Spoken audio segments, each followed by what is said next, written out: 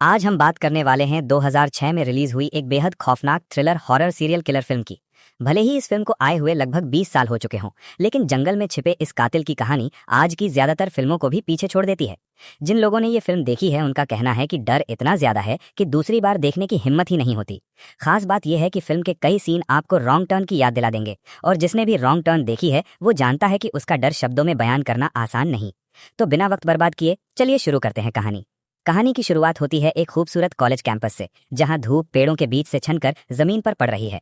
यहाँ 5 युवा दोस्त अपनी रोजमर्रा की नीरस कॉलेज लाइफ से पूरी तरह ऊब चुके हैं। एक दिन यूं ही बातचीत के दौरान किसी के मुंह से शहर के बाहर मौजूद एक रहस्यमयी नो मैन जोन का जिक्र निकल आता है।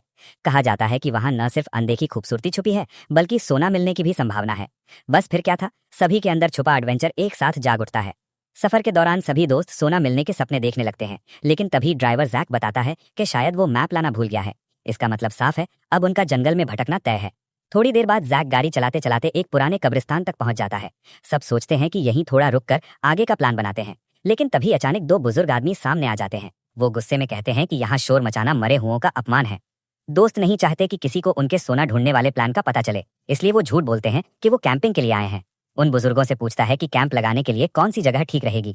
बुजुर्ग बताते हैं कि पहाड़ के नीचे पश्चिम दिशा में एक सुरक्षित जगह है, लेकिन साथ ही सख्त चेतावनी देते हैं कि उत्तर दिशा में करीब 15 किलोमीटर दूर कभी मत जाना, वहां एक सीरियल किलर घूमता है। सालों पहले एक पूरा परिवार वहां कैंपिंग के दौरान मारा गया था, और अब तक वो कातिल पकड़ा नहीं गया। कहा जाता है कि उसने करीब 20 लोगों को मार डाला है, और वो इलाका अब अपशकुन की जमीन कहलाता है। कुछ दोस्त इस बात को मजाक समझते हैं और कहते हैं कि उन्हें डराने वाली कोई चीज नहीं है, ये सब बहुत पुरानी बातें हैं। लेकिन एशली नाम की लड़की ये सब सुनकर डर जाती है। वो सबको अपने माता पिता की खाली पड़ी विला में चलने का सुझाव देती है, जहां वो आराम से रह सकते हैं, टीवी देख सकते हैं और स्विमिंग भी कर सकते हैं। लेकिन डार्फ को डर नहीं लगता, और वो उसी खतरनाक इलाके को देखने का फैसला करता है। आखिरकार बुजुर्ग उन्हें रास्ता बता देते हैं और चले जाते हैं। 2 बुजुर्गों के जाने के बाद पांचों दोस्त यही मान लेते हैं कि वो लोग बस उन्हें डराने की कोशिश कर रहे थे। उनका मानना था कि अगर सच में ऐसा कोई खतरनाक कातिल होता तो वो बुजुर्ग अब तक जिंदा कैसे रहते। इसी जिज्ञासा और लालच में आकर सभी उसी जगह जाने का फैसला करते हैं जहां कातिल के होने की बात कही गई थी, ताकि कैंप भी लगाया जा सके और सोने की तलाश भी हो सके। रास्ते में एक छोटे से कस्बे के पेट्रोल पंप पर गाड़ी रुकती है। डार्फ जैक से कहता है कि वो यहीं गाड़ी में पेट्रोल भरवाए, जबकि बाकी लोग जरूरी सामान खरीदने अंदर जाते हैं। जैसे ही ये लोग दुकान में घुसते हैं, उन्हें माहौल कुछ अजीब सा लगता है। दुकान के अंदर कोई भी मौजूद नहीं होता और सजावट बेहद डरावनी होती है। छत से जानवरों के फंदे और लोहे के हुक लटक रहे होते हैं, जो माहौल को और भी डरावना बना देते हैं। जब सब सामान चुन लेते हैं और पैसे देने के लिए आवाज लगाते हैं, तो काफी देर तक कोई जवाब नहीं देता। विकी कहती है कि ये जगह तो किसी भूतिया शहर जैसी है, एक भी इंसान नजर नहीं आ रहा। बेहतर होगा सामान लेकर सीधे निकल चलें। लेकिन तभी अचानक पीछे के दरवाजे से काले कपड़े पहना एक अजीब सा आदमी बाहर आता है। उसका नाम साइमन होता है। वो कहता है कि सामान बहुत सस्ता है और चोरी करके जेल जाने की गलती मत करना। उसकी हरकतें देखकर सभी उसे मानसिक रूप से बीमार समझकर हंसने लगते हैं। ये बात साइमन को बहुत बुरी लगती है और वो गुस्से में अंदर चला जाता है।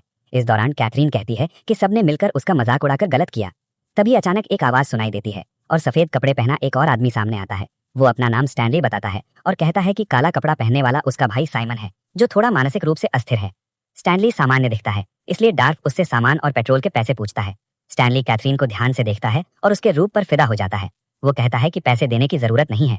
स्टैनली की नीयत देखकर कैथरीन का बॉयफ्रेंड गुस्से से भर जाता है और उसे मारने तक को तैयार हो जाता है। इसी बीच जैक अंदर आता है और हालात बिगड़ने से पहले सबको बाहर निकाल लेता है।